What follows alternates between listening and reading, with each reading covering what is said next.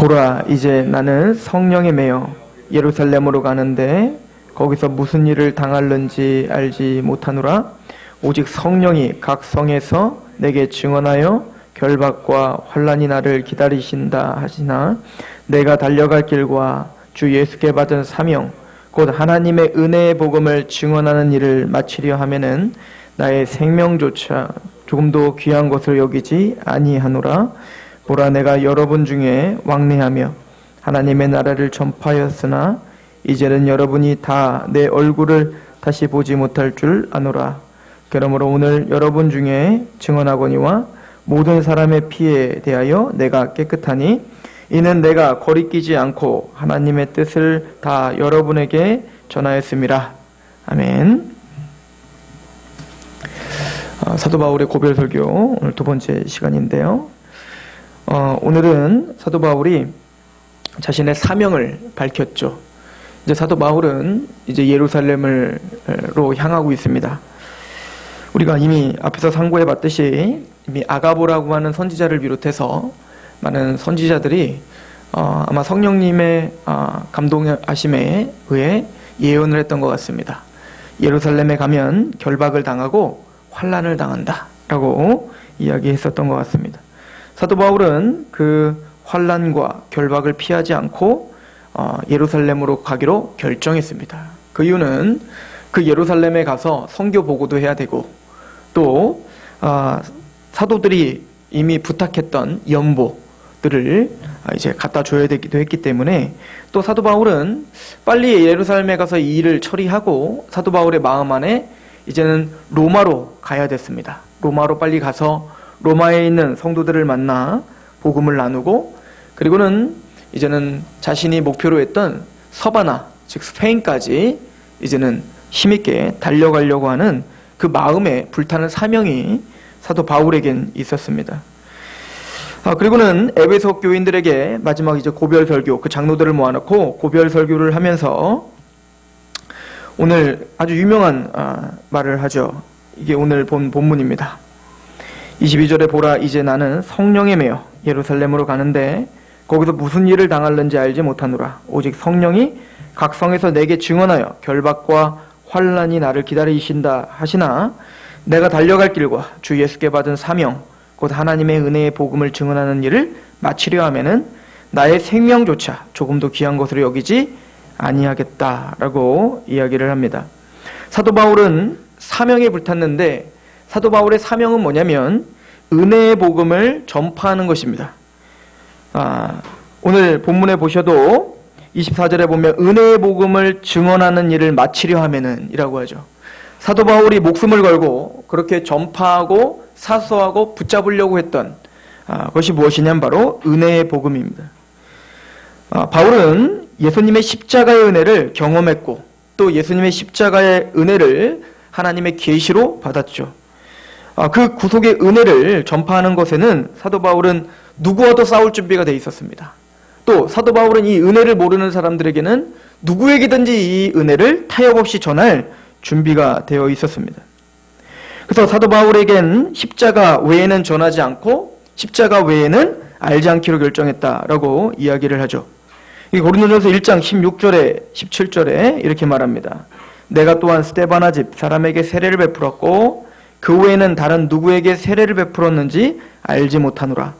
그리스도께서 나를 보내심은 세례를 베풀게 하려 하심이 아니요 오직 복음이 전하게 하려 하심이로되, 말의 지혜로 하지 아니함은 그리스도의 십자가가 헛되지 않게 하려 함이라.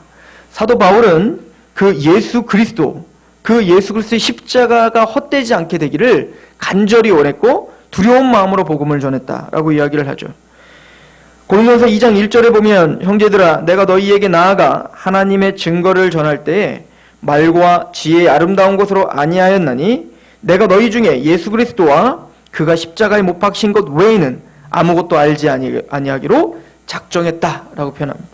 사도 바울에게 있어서는 그 십자가에 나를 대신하여 죽으신 그 은혜가 가장 값졌고, 또 그리스도를 아는 지식이 가장 고상하다라고 표현하고 있었죠. 그래서 사도 바울은 이 은혜의 복음을 전하는 것, 이 은혜의 복음을 선포하는 것, 이것을 우리가 사도 바울이 사명을 다하기까지 자신의 생명을 조금도 아끼지 아니하였다라고 사도 바울은 이야기합니다. 사실은 사도 바울이 그래서 나중에 이제 예루살렘으로 가서 정말 결박을 당하고 환난을 당하죠. 그래서 로마까지 가긴 가는데 압송당하여 갑니다. 그때 많은 연설할 기회가 주어집니다. 총독 앞에서, 헤롯 앞에서. 그때 이 사도 바울이 이야기를 합니다. 내가 매인 것 빼놓고, 내가 이렇게 죄인이 되어 이렇게 죄수가 된 것 빼놓고는 다 나와 같이 되기를 원하노라. 그래서 사도 바울은 복음을 전하면서 본인이 십자가에 매어 있고 그 십자가의 은혜에 감격하여 그 십자가를 전하는 그 사명에 불타 있는 것처럼 모든 하나님의 성도들이 다 그 십자가의 사명을 알기를 원했고, 또 그렇게 그 십자가를 위해 자기의 생명을 조금도 아끼지 않는 그 태도, 그 삶으로 진보하기를 도전하고 있는 것을 우리는 볼 수가 있죠.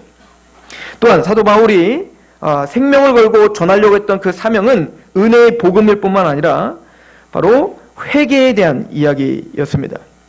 20절, 21절 유익한 것은 무엇이든지 공중 앞에서나 각 집에서나 거리낌이 없이 여러분에게 전하여 가르치고 유대인과 헬라인에게 하나님께 대한 회개와 우리 주 예수 그리스도에 대한 믿음을 증언했다. 즉 사도 바울은 가는 곳마다 하나님께 대한 회개를 외쳤습니다.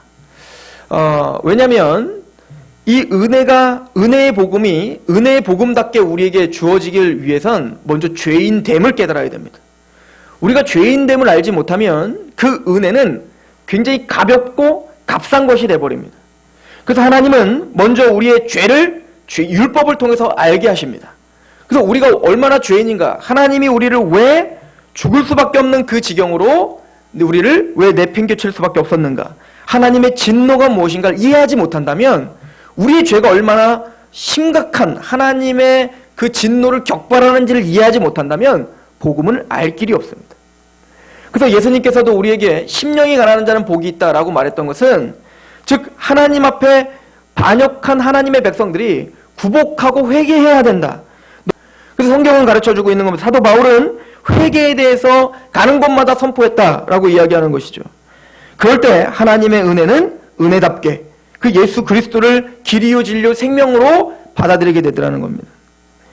만약에 이 회개의 복음이 그 죄에 대한 인식이 제대로 갖지 못한다면 기독교가 어떻게 전락돼 버리냐면 예수 그리스도를 믿는 믿음을 두 가지로 극단적으로 빠져들게 됩니다. 첫 번째는 예수님의 모범을 따르는 종교로 만들어 버리는 거예요. 자신이 얼마나 죄인지를 깨닫지 못하면 우리는 예수님 그냥 교회에 와서 그럴듯하게 종교 생활을 하면서 예수님이 걸어온 그 발자취들, 예수님이 행하셨던 것처럼 낮아지고 겸손하고 그렇게 우리는 사람들을 용서하고 산상수훈의 가르침들을 우리가 실천함으로 하나님의 자녀가 된다라고 하는 착각을 갖게 된단 말입니다. 그것은 죄에 대한 인식이 전혀 있지 못하는 겁니다. 우리가 얼마나 타락하여 그 죄를 한 톨도 지킬 수 없, 그 율법을 한 톨도 지킬 수 없음을 인식하고 자각하는 전적 부패를 알지 못한다면 이 기독교를 도덕적 종교로 만들어버린다는 거예요. 그래서 사도 바울은 회개에 대한 이야기를 하면서 또 동일하게 이렇게 이야기하고 있는 것입니다. 22절 다시 한번 보시면요. 21절 유대인과 헬라인에게 하나님께 대한 회개와 우리 주 예수 그리스도께 대한 믿음을 증언했다는 거예요. 그러니까 예수님의 모범을 쫓는 것이 기독교가 아닌 거예요. 예수님에 대한 믿음인 겁니다. 즉 예수님이 가르쳐준 어떤 가르침이 길이 아니에요. 예수님 자체가 길이요 진리요 생명인 겁니다. 불교는 석가모니와 인격적인 관계를 사실은 가질 필요가 없어요. 석가모니라고 하는, 즉 그 붓다라고 하는 그 부처는 그 가르침을 주고 그 사람들은 가르침대로 살고 고행을 하면 그만인 겁니다. 그러나 기독교는 예수님의 가르침이 있지만 그 가르침을 우리는 살 수 없다를 깨닫게 하는 것이 기독교인 거예요. 그래서 그 앞에 회개하며 자복하는 것이 기독교란 말입니다. 그 당시에 바리새인과 서기관들은 하나님의 모세가 준 그 율법을 오해했죠. 그 율법을 지키라. 맞아요, 지켜야죠. 그러나 지키려고 노력하면 노력할수록 그 율법을 지킬 수 없다는 것을 깨달아야 됐습니다. 그래서 율법은 죄를 깨닫게 하는 것인데 그 바리새인과 서기관들은 그 율법을 행함으로 그 율법의 그 기준을 낮춰버린 거예요. 자신들이 생각한 그 기준을 낮춰버린 거죠. 그러니까 살인하지 말라라고 하는 것을 살인을 안 했으니까 나는 지켰다. 하나 끝. 부모를 공경하라 했으니까 부모에게 용돈 주고 부모에게 그냥 열심히 잘 봉양만 잘하면 되겠지 하고 끝 했단 말입니다. 간음하지 말라? 그래 나는 이혼도 안 했고 그리고 나는 간음한 행함도 하지 않았지. 난 그것도 지켰지. 그리고 그 의들을 챙겼단 말이에요. 그러나 거룩하신 하나님의 율법의 기준은 그런 얕은 것이 아니었단 말이에요. 그래서 예수님이 이 땅에 오셔서 바리새인과 서기관들에게 하신 말씀이 뭐죠? 그거 너희들 잘못 알고 있었다는 거예요. 너희가 모세의 율법을 잘못 해석하고 있었다는 거 아닙니까? 형제를 보고 라가라 하고 즉 바보라 욕하거나 아니면 형제를 보고 미워한 자는 이미 살인죄를 저질렀다는 겁니다. 그러니까 하나님의 율법의 그 무게감을 너희들은 인식하지 못하고 가볍게 여겼구나. 그러니까 자신의 죄됨, 우리 인간이 얼마나 하나님 앞에 거룩하신 하나님 앞에 얼마나 나약하고 또 얼마나 부패한 인간인가를 깨닫지 못하면 하나님의 율법을 자신의 기준에 낮춰서 내가 그걸 지켰다라고 의를 챙긴단 말입니다. 이걸 율법주의라고 하는 거예요. 그러나 기독교는 그런 종교가 아닙니다. 기독교는 하나님의 말씀과 율법 앞에 직면하여서 나로서는 구원받을 수 없고 나로서는 하나님의 말씀 앞에 설 수 없음을 처절하게 깨닫는 겁니다. 그리고는 예수에 대한 믿음을 갖는 겁니다. 내 길이요 진리요 생명이신 그 예수님의 가르침을 따라 내가 의롭게 되는 게 아니라 그 예수님 그 자체가 나의 길이고 나의 진리고 나의 생명이라고 고백하는 것이 기독교인 것이죠. 사도 바울은 바로 그 의를 전파한 겁니다.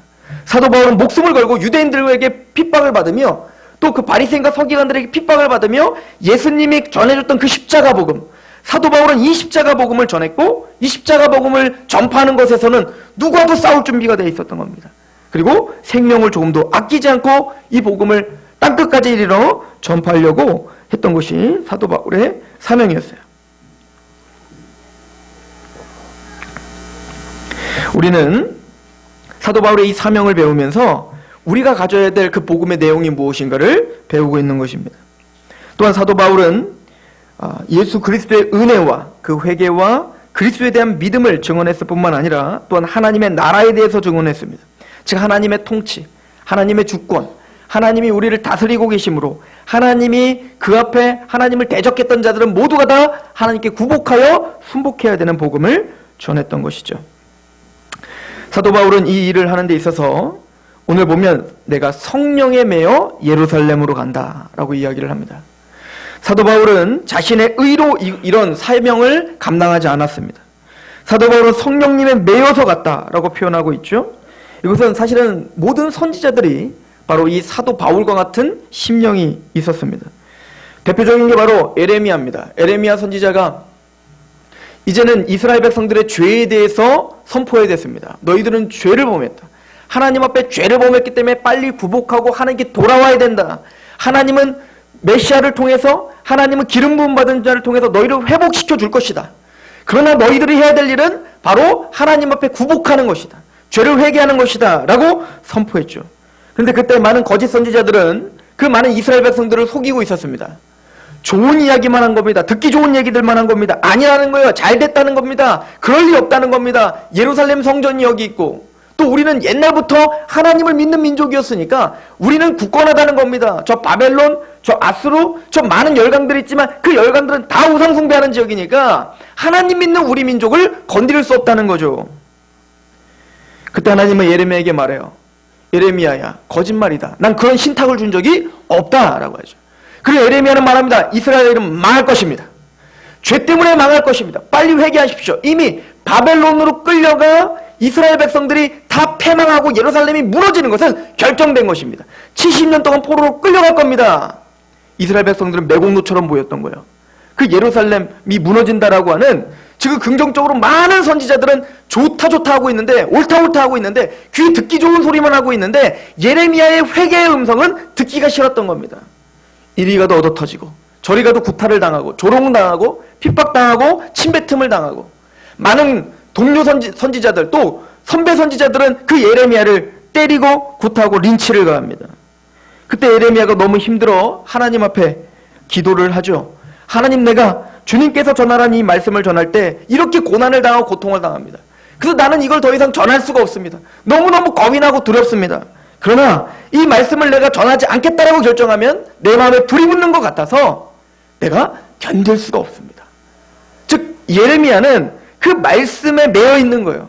하나님이 그의 마음을 붙잡고 있는 것입니다. 선지자는 그런 거예요. 내가 가고 싶어 가고 가기 싫다 가지 않는 게 아니라 하나님이 그의 심령을 붙들어 갈 수밖에 없게 만들어버리는 거죠. 사도 바울도 그렇게 이야기하는 겁니다. 내가 왜 결박과 환난이 당한다는 예루살렘을 가는지 아느냐? 나도 두렵다 하는 거야. 그러나 내가 심령이 그 성령님에게 매여 있다. 성령님이 나를 지금 인도하고 있다라고 이야기하고 있는 것이죠. 사도 바울은 고린도 교회에게 보내는 편지에서 나는 사랑의 강권함을 받았다라고 표현을 하고 있습니다. 사랑의 강권함을 받아 내가 사나 죽으나 주를 위해서 살아도 너희를 위해서 산다라고 사도 바울은 이야기를 하고 있었죠. 성령의 강권함을 매임을 받아라고 살 것이다 라고 하는 것은 하나님의 제자들, 예수 그리스도의 제자들에게는 동일하게 있는 내용들입니다. 우리가 잘 아는 대로 사도 베드로는 예수님 앞에 3번이나 부인을 했죠. 사실은 예수님께서 말합니다. 세상 사람들이 날 뭐라고 하니? 많은 사람들이 당신을 엘리야라고도 하고요, 세례 요한이라고도 하고요, 또 당신을 선지자라고도 합니다. 그래? 그럼 너는 나를 누구라고 하니? 당신은 살아계신 하나님의 아들이시고 그리스도이십니다. 바요나 시모나, 네가 복되다. 네가 그것을 깨닫게 된 것은 하나님의 은총이다. 하나님의 은혜가 아니라면 그것을 알 수가 없단다. 내가 이제 내가 그리스도고 내가 하나님의 아들인 걸 깨달았으니 그 진실을 말해주마. 나는 이제 십자가에 죽을 거란다. 사도 바울 베드로가 말합니다. 그리하지 마십시오. 그런 말 하지 마세요. 예수님 말합니다. 사탄아 물러가라. 베드로는 예수님이 이 땅에 오신 그 십자가의 의미를 전혀 이해하지 못했습니다. 베드로는 예수님께서 이 땅에 오셔서 승승장구하며 로마를 무너뜨리는 정치적이고 군사적인 메시아인 줄만 알았습니다. 그렇던 베드로는 예수님이 또 한 번 이야기합니다. 나는 이제 죽임을 당할 거고 이 모든 사람들은 다 흩어지고 나를 떠날 거야. 베드로는 말하죠. 그리하지 마십시오. 그런 일은 없습니다. 여기 앉아있는 모든 사람들이 떠나더라도 나는 떠나지 않습니다. 나는 죽으면 죽었지 주님을 위해 죽겠습니다. 이해가 아닙니까? 베드로의 말은 진실이었을까요? 아니면 거짓이었을까요? 진심이었어요. 진심으로 예수님을 위해서 죽을 준비가 돼 있었습니다. 진심으로 예수님을 만약에 누군가 해를 가한다면 내가 가만두지 않겠다라고 하는 그 확신이 있었습니다. 정말로 그래서 베드로는요, 예수님이 잡혀가려고 말고가 그를 딱 잡았을 때 칼을 꺼내서 말고의 귀를 잘랐습니다. 그럼 뭐죠? 예수님을 위해서 죽을 준비가 이미 돼 있는 거 아니에요? 그런데 예수님은 그 베드로에게 이야기하죠. 너는 나를 다 굴기 전에 3번 부인할 것이다. 그런 일은 전혀 없습니다, 주님. 어떻게 내가 그럴 수 없습니다. 예수님의 말씀대로 예수님은 십자가에 끌려가 죽임을 당하셨고 베드로는 다 굴기 전에 3번 예수님을 저주하며 부인합니다. 예수님은 그 베드로를 찾아오시죠. 그리고 숯불을 펴놓고 그 베드로를 부릅니다. 그리고는 그 베드로에게 물어보죠. 네가 나를 사랑하니? 예, 내가 당신을 사랑합니다. 그래, 그럼 내 양을 먹이라. 너희가 나를 사랑하느냐? 예, 내가 당신을 사랑합니다. 그래, 그럼 내 양을 먹여라. 치라. 너 나를 사랑하니? 예, 내가 당신을 사랑합니다. 그래, 그럼 내 양을 먹여라. 근데 거기 보면 원래 사랑이라는 단어가 사실은 3가지 사랑이 있어요. 헬라어에는 3가지 사랑이 있는데 첫 번째는 아가페라고 하는 사랑이 있습니다. 그리고 두 번째 필레오고 세 번째는 에로스예요. 근데 에로스적인 사랑은 감각적인 사랑을 말합니다. 육체적인 사랑인 거죠. 뭔가 감각적인 만족이 있을 때 사랑한다고 착각하는 거예요. 그건 사실은 제일 얕은 사랑입니다. 그런데 이제 필레오는 뭐냐면 우정과 같은 거예요. 정말 다윗과 요나단과 같은, 또 어미가 자녀를 사랑하는 것 같은, 정말 희생적이고 만족을 구하지 않는 사랑이죠. 그래서 사실은 필레오도 한계가 있어요. 그것도 이기적인 사랑이에요. 내 친구기 때문에, 내 자녀기 때문에 사랑하는 거 아닙니까? 사실은 근데 아가페적인 사랑이라는 것은 신적 사랑입니다. 원수를 사랑하기까지 사랑하는 거, 이건 인간이 할 수 있는 사랑이 아닙니다. 하나님이 예수 그리스도를 죽이기까지 내어주신 그 사랑이 아가페 아니에요? 자, 그런데 예수님이 물어보실 때 너는 나를 아가페하니? 예, 내가 당신을 아가페합니다. 너는 나를 아가페하니? 예, 내가 당신을 사랑합니다. 근데 난 마지막에는 너는 나를 필레오하니? 이렇게 물어보면 급이 좀 떨어진 겁니다. 너는 나를 필레오하기는 하니? 그때 베드로가 근심하여 대답합니다. 예, 내가 당신을 사랑합니다. 근데 그 물어봤던 장소가 어디냐면 숯불을 펴놓고 물어보고 계세요. 왜냐하면 그 숯불을 펴놨던 이유는 아주 중요한 아이템입니다. 예수님이 십자가에 달려 돌아가실 때 베드로가 예수님을 부인했던 장소가 바로 그 숯불이에요. 즉 그 배반했던, 예수님을 배신했던 그 장소로 예수님은 베드로를 데려오신 겁니다. 그리고는 자신을 3번이나 부인했던 그 베드로에게 사랑의 고백을 3번 받아내시고야 마는 겁니다. 이게 하나님의 은혜인 거죠. 사실은 예수님의 예언대로 베드로는 예수님을 부인했습니다. 저주하며 부인했습니다. 우리가 그런 사람들 아닙니까? 내가 주님을 위해서 죽겠습니다. 이 복음을 위해서 살겠습니다. 우리가 처음에 구원을 받았을 때 그 감격을 생각해 보십시오. 구원의 확신이 생겼을 때 생각해 보시란 말입니다. 누가 시키지 않아도 예배를 드리고 싶었지 않았습니까? 누가 시키지 않아도 이 말씀을 전하고 싶지 않았겠습니까? 내가 말을 잘한다 못한다의 문제가 아니라 어쨌든 이 진리의 말씀이 이 사람도 내 사랑하는 사람이 알고자 했으면 좋겠다. 이런 마음으로 우리는 결단하지 않았습니까? 그런데 상황이 바뀌고 환경이 바뀌고 어떤 우리에게 있는 어떤 처해져 있는 모든 외적인 것들이 바뀌자 베드로처럼 우리는 예수님을 부인하는 자 아닙니까? 예수님은 그런 베드로를 찾아오시는 거예요. 그리고 마침내는 사랑의 고백을 받아내시고야 말죠. 그리고는 예수님은 그 베드로에게 이렇게 이야기합니다. 요한복음 21장 18절인데요. 내가 진실로 진실로 내게 이르노니 내가 젊어서는 스스로 띠띠고 원하는 곳으로 다녔거니와 늙어서는 내 팔을 벌리리니 남이 내게 띠띠우고 원하지 아니하는 곳으로 데려가리라. 베드로야, 네가 젊어서는 너의 감정대로 너의 의지대로 살았지만 네가 늙게 되면 네가 성숙하게 되면 성령에 매여 살게 될 것이다. 그래서 마침내는 네가 팔을 벌려 십자가에 달리는 그 예수 그리스도의 십자가를 따라가는 그렇게 그리하지 마십시오 라고 거부했던 그 십자가의 길을 네가 묵묵히 걸어가는 순교자가 될 것이다 라고 베드로에게 예언을 하고 있는 것이죠. 3번이나 예수님을 부인한 그 베드로를 성령에 매여 그렇게 십자가의 길을 걸어가게 하신 게 누구이십니까? 베드로 자신이 아닌 거예요. 예수님은 이 모든 사람이 떠나더라도 나는 떠나지 않겠습니다 라고 하는 진심을 이야기했을 때 예수님은 베드로에게 너는 그 진심이지만 그것은 언제든지 무너질 수 있는 진심이란다. 이걸 말씀하시고 누가복음 22장 31절에 베드로에게 이렇게 이야기하셨어요. 시몬아 시몬아 보라 사탄이 너를 밀가부르듯 하려고 요구하였으나 그러나 내가 너를 위하여 내 믿음이 떨어지지 않기를 기도하였노니 너는 돌이킨 후에 내 형제를 굳게 하라. 우리는 고난과 고통과 여러 가지 상황이 닥치면 언제든지 예수님을 부인할 준비가 되어 있는 사람들입니다. 언제든지 무너져 하나님이 아닌 다른 것을 쫓으려고 노력하는 사람들입니다. 그런 베드로에게 예수님은 찾아오셨습니다. 그런 베드로를 이렇게 세웠습니다. 그런 베드로를 나중에 성령님의 인도하심에 따라 그 심령이 성령님에 매여 십자가의 길을 걸어갈 수밖에 없는 그 심령으로 주님이 만들어주셨습니다. 누가 그렇게 하신 겁니까?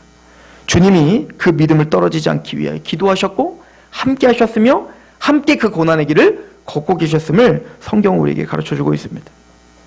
사도 바울도 바로 그 예수 그리스도를 만났죠. 다메섹 도상에서 그 만난 그 은혜를 그 용납을 사도 바울은 배웠던 것입니다. 예수님은 베드로를 용납하시고 용서하셨듯 예수 그리스도를 죽이고 예수 그리스도를 믿고 있는 사람들을 핍박했던 그 바울을 찾아와 주셔 용납과 용서로 그를 만나 주셨습니다. 그리고 마침내는 그 사랑에 강권하여 심령이 그 성령에 매여 복음을 전하는 데 있어서는 생명을 조금도 아끼지 않는 자리로 인도하시고야 말더라라고 이야기를 하고 있습니다. 사도 바울은 고린도후서 1장 9절에 우리는 우리 자신이 사형 선고를 받은 줄을 알았으니 이는 우리로 자기를 의지하지 말고 오직 죽은 자를 다시 살리시는 하나님만 의지하게 하려 하심이라. 우리는 우리 자신이 사형 선고를 받은 줄을 알았다. 사도 바울은 예수님을 만난 이후에 나는 사형 선고를 받았다라고 생각하며 살았다는 거야. 내가 십자가에 죽었다. 단순히 내 죄만 죽은 게 아니라 십자가에서 내 자아가 죽었다라고 고백하며 사도 바울은 살았다는 겁니다. 갈라디아서 6장 14절에 그러나 내게는 우리 주 예수 그리스도의 십자가 외에 결코 자랑할 것이 없으니 그리스도로 말미암아 세상이 나를 대하여 십자가에 못 박히고 내가 또한 세상에 대하여 그러하니라. 예수님을 만난 바울은 세상이 나에게 십자가에 못 박혔고 또 나도 세상에 대하여 십자가에 못 박혔다. 이미 난 죽었다는 거예요. 사도 바울은 세상의 즐거움이나 세상의 어떤 그 안락함에 안주하지 않았다는 것입니다. 이거는 사도 바울만 그런 게 아니라 사도 바울과 동일하게 복음을 갖고 있었던 믿음의 선진들이 보여줬던 삶이었습니다. 아까 우리가 찬양을 했던 내일이는 잘 몰라요를 지었던 죽으면 죽으리라의 책의 저자인 안희숙 여사의 이야기를 좀 해드리겠습니다. 그는 학교를 다닐 시절에 소녀였죠, 소녀. 근데 동방요배와 신사참배를 일본에 있는 교장이 이제는 시키게 됩니다. 많은 사람들은 이제는 모두가 다 운동장에 나와서 동방요배와 신사참배를 하게 합니다. 모두가 절할 때 오직 한 사람, 그 안희숙 여사만 꿋꿋하게 절하지 않게 됩니다. 그 뒤로 당연히 고초를 치르게 되고 경찰에 잡히게 되고 나중에 풀려났지만 마침내 이제는 예수 그리스도의 십자가에 매여서 일본으로 가기로 결정합니다. 그리고 일본에 가서 이 지금 복음과 예수 그리스도에 반역하고 있는 일본 정부에 대해서 선고하고 또 경고하러 가기로 결정을 하게 되죠. 우여곡절 끝에 일본에 도착하게 됩니다. 그래서 하나님을 대적하는 일본은 유황불로 망한다라고 하는 이 구호와 이 경고 문구를 일본에 전달하기 위해서 목숨을 걸고 일본에 가게 되죠. 그래서 이는 먼저 일본에서 제일 크고 유명한 후지미주 장로교회를 찾게 됩니다. 그 당시에 일본은 기독교가 이미 들어와 있었기 때문에 교회를 먼저 찾아가게 됩니다. 그 교회에서 하비끼라고 하는 중장을 만나게 되는데요. 이 하비끼 중장은 노일 전쟁 중에 공을 세운 사람들이 다 죽었는데 그 중장만 살았어요. 그러니까 일본 전체의 사람들 중에는 가장 존경받는 인물이 되었던 사람인데 이 사람이 그 장로교회 교인이었던 겁니다. 그리고는 이 안희숙 여사는 이 하비끼 중장에게 한국에서 일어나고 있는 이 실태, 즉 신사참배를 강요당하고 있고 그 참되게 하나님을 믿고 있는 사람들은 지금 모진 고난과 죽음과 순교를 당하고 있다는 것을 이야기해 줬습니다. 또한 제대로 하나님을 믿고자 하는 교회들은 다 문이 닫혔고 그리고 군수물자를 만드는 공장으로 전락했다는 이 이야기를 그 중장에게 이야기하게 됩니다. 그 중장은 사실은 그 안희숙 여사에게 감명을 받게 됩니다. 도대체 지금 시대에 어떻게 그런 야만적인 일이 있을 수 있는가? 내가 반드시 이것을 이야기하겠다. 물론 그게 큰 힘은 발휘하지 못했습니다. 근데 그 중장이 그 안희숙 여사의 그 신앙과 그 하나님에 대한 또 복음에 대한 그 지조를 보게 되는 거예요. 그리고 탐복하여 그 하비끼 중장은 안희숙 여사에게 양딸이 되어달라고 요청을 하게 됩니다. 만약에 당신이 양딸이 되어서 만약에 내 양딸이 된다면 내가 신학교를 보내주겠다. 유학도 보내주겠다. 신학교를 가서 이 쓰러져가는 일본 교회를 좀 위해서 일해달라. 또 그렇게 당신이 그렇게 공부를 해서 쓰러져가는 일본 교회를 세우게 되면 또 한국에 있는 교회를 위해서도 일할 수 있지 않겠는가? 또 지금 나에게 이야기하는 것처럼 또 그렇게 나의 어떤 힘을 빌어 그렇게 뭔가 일할 수 있는 기회가 있지 않았겠는가? 라고 제안을 하게 됩니다. 그때 안희숙 여사가 대답한 겁니다. 중장께서는 나를 살아있는 사람으로 보는 모양이신데 나는 산 사람이 아니고 죽은 사람입니다. 내가 여기 온 것은 죽어서 주님께 드려놓고 송장으로 온 것입니다. 만일 내가 이곳에 산 사람으로 일을 하러 왔더라면 나는 좀 더 지혜 있게, 좀 더 조심스럽게 그리고 슬기롭게 행동했을 것입니다. 그러나 나는 죽어서 왔기에 아무 체면이나 눈치나 경우나 사정 없이 꼭 죽은 사람으로 행세하고 있는 것입니다. 중장의 친절은 진심으로 감사하나 나같이 죽은 사람에게는 적용이 되지 않은 것입니다. 이분은 사도 바울처럼 죽은 사람이라고 생각하고 살았다는 거예요. 죽은 사람이기 때문에 예수님을 위해서 사는 것뿐이다 라고 생각하며 살았다는 거예요. 그리고 이후에 이 안희숙 여사는 일본 국회의사당에 가서 여호와 하나님의 대사여 일본은 유황불로 멸망하게 될 것이다 라고 하는 전단지를 국회에 가서 막 뿌리게 되죠. 그리고는 일본 경찰에 잡히게 됩니다. 사도 바울만 그렇게 살았던 게 아니더라고요. 진짜 복음 앞에 복음의 심령에 매여 그렇게 살았던 사람들이 있다라고 하는 것을 우리는 성경을 통해 또 역사를 통해 배우게 됩니다. 사도 바울은 그 고난의 삶의 무게에서 주님이 주시는 은혜를 의지하며 살았습니다.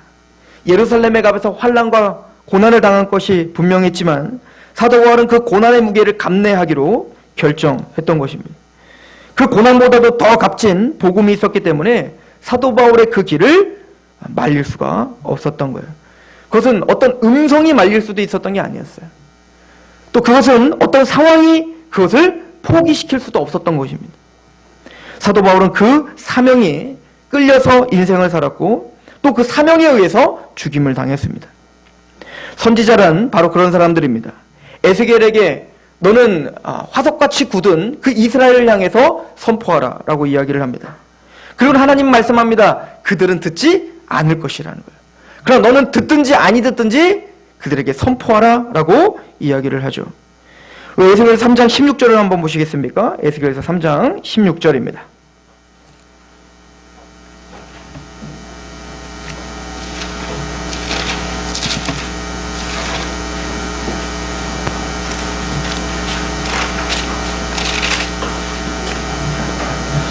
그리고는 에스겔에 이렇게 얘기하십니다. 7일 후에 여호와의 말씀이 내게 임하여 이르시되 인자야 내가 너를 이스라엘 족속의 파수꾼으로 세웠으니 너는 내 입의 말을 듣고 나를 대신하여 그를 깨우치라. 가령 내가 악인에게 말하기를 너는 꼭 죽으리라 할 때에 내가 깨우치지 아니하거나 말로 악인에게 일러서 그의 악한 길에서 떠나 생명을 구원하게 하지 아니하면 그 악인은 그의 죄 중에서 죽으려니와 내가 그의 핏값을 내 손에서 찾을 것이고 내가 악인을 깨우치되 그가 그의 악한 마음과 악한 행위에서 돌이키지 아니하면 그는 그의 죄악 중에서 죽으려니와 너는 내 생명을 보존하리라. 또 의인이 그의 공의에서 돌이켜 악을 행할 때에는 이미 행한 그의 공의는 기억할 바 아니라 내가 그 앞에 거치는 것을 두면 그가 죽을지니 이는 내가 그를 깨우치지 않음이니라. 그는 그의 죄 중에서 죽으려니와 그의 핏값은 내가 내 손에서 찾으리라. 그러나 내가 그 의인을 깨우쳐 범죄하지 아니하게 하므로 그가 범죄하지 아니하면 정령 살리니 이는 깨우침을 받음이며 너도 내 영혼을 보존하리라. 에스겔이 하나님의 말씀을 선포하는 것은 선택의 문제가 아니라 필수다라고 가르쳐주고 있는 겁니다. 너는 파수꾼이다라고 말하고 있죠. 파수꾼이 외치지 않아서 만약에 듣지 못하여 그들이 망했다면 그 핏값을 너에게서 찾겠다라고 이야기를 합니다. 만약에 네가 파수꾼으로서 하나님의 파수꾼으로서 그것을 전파하는 일을 충실히 했는데도 그 사람이 듣지 않았다면 그냥 그 죄값은 그 사람에게서 찾겠다라고 이야기하고 있죠. 사실은 사도 바울은 이 선지자의 마음으로 복음을 전했습니다. 로마서 1장 14절에 헬라인이나 야만인이나 지혜 있는 자나 어리석은 자나 다 내가 빚진 자다는 거예요. 빚진 자의 마음으로 복음을 선포했다는 거예요. 빚진 자의 마음으로 사명의 길을 걸었다는 것입니다.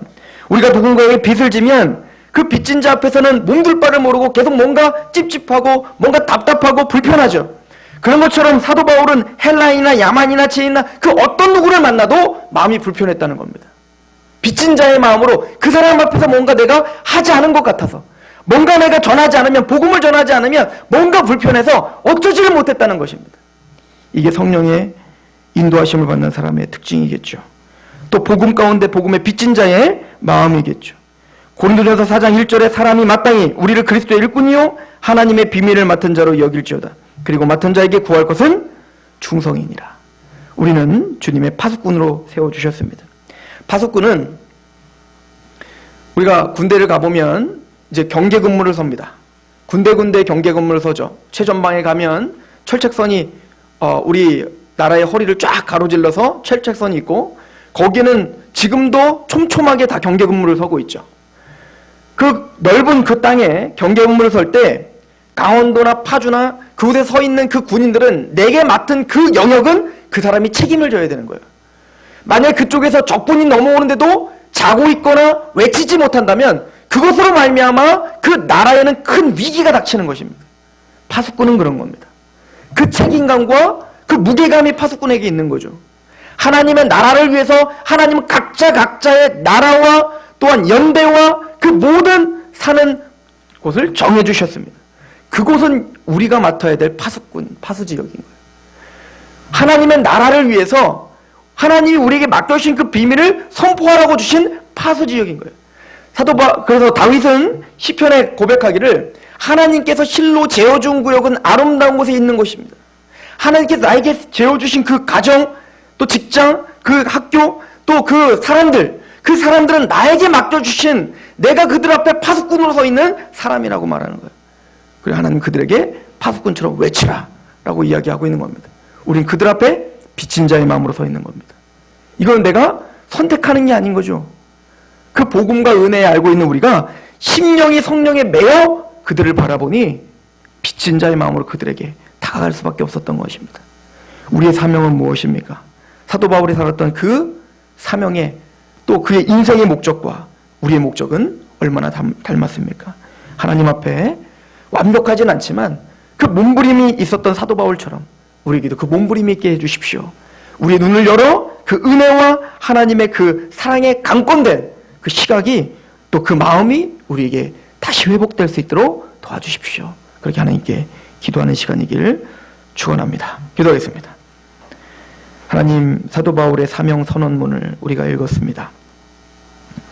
하나님께서 주셨던 그 은혜의 복음, 또 그 회개에, 또 하나님의 나라와 예수 그리스도에 대한 믿음, 하나님 우리에게 충실하게 설명해 주셨습니다.